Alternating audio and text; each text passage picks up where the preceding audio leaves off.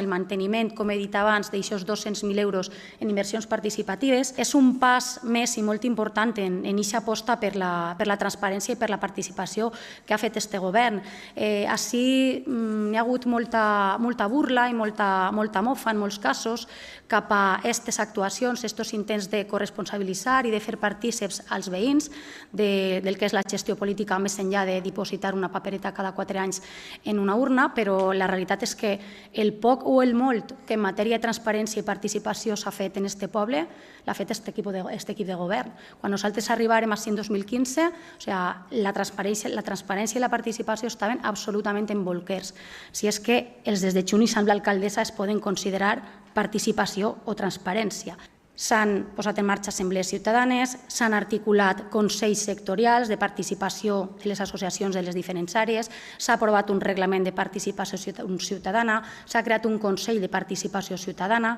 i la idea ha sigut un poc dinamitzar aquest teixit social i donar un pas més en la línia de la participació i de la transparència.